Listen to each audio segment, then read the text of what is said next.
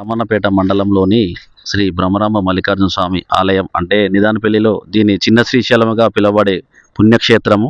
అయితే దీనికి గత సంవత్సరము చుట్టూ పెద్ద గుండు ఉండే, ఆ గుండు చుట్టూ అసలు గుళ్ళోకి పోవడానికి కూడా చాలా ఇబ్బందికరంగా ఉండే.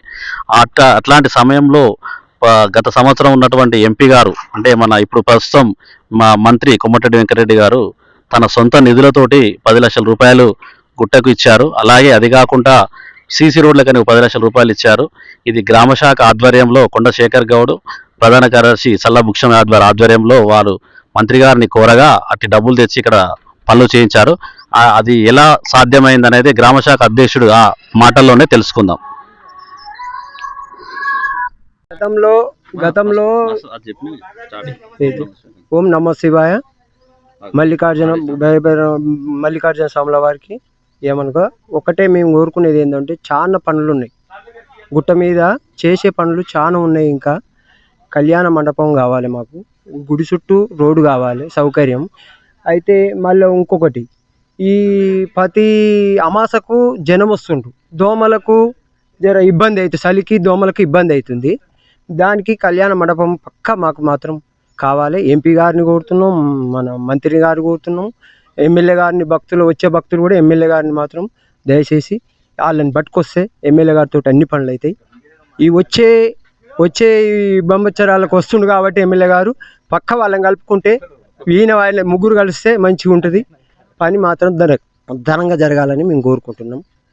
ఇప్పుడు ఏంటంటే గతంలో కూడా వెంకరెడ్డి గారు వచ్చి మేము ఇంట్లో చేసడానికి కూడా మేము ఊహించలేదు. సారు గిట్లా ఉన్నాయి అనగానే ఒక 10 లక్షల రూపాయలు ఫస్ట్ ఇచ్చిండు. గతంలో ఈడ పోరాకపోయేది, మెసలు రాకపోయేది, మనిషికి నిలబడడానికి కూడా అవకాశం లేకుండే. సరే ఆయనకి ఏమనిపించిందో, మన మల్లికార్జునుడు ఏం కళలో పుట్టిండో 4 గంటల రాత్రి వచ్చి మేము ఉన్నానని వచ్చి అధికారం లేకున్నా కానీ 10 లక్షల రూపాయలు ఒకసారి ఇచ్చిండు. 10 లక్షల రూపాయలు రోడ్డు పెట్టిండు. రోడ్డు లేదు సారు, మన ఆడికి పాదాల కాడికి పోతాందుకు రోడ్డు కావాలంటే రోడ్డు పెట్టిండు. అదో 10 లక్షలు, ఇదో 10 లక్షలు, 20 లక్షల రూపాయల పని చేసిండు.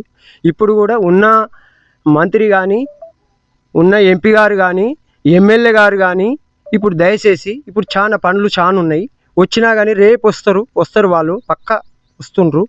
కాబట్టి ఇక్కడ దయచేసి చూసి మాకు మాత్రం కళ్యాణ మండపం, అక్కడ వాటర్కు ఇబ్బందులు ఉన్నాయి, కోతులు అవి తావడం వల్ల కొంచెం జనం ఆడ పోవడం లేదు, దానికి సౌకర్యం లేక కొంచెం పోతలేరు. దానికి ఒక సౌకర్యం కావాలి అని వీళ్ళని కోరుకుంటున్నాను. మన మంత్రి గారు కానీ, ఎమ్మెల్యే గారు కానీ, ఎంపీ గారు కానీ కోరుకుంటున్నాను.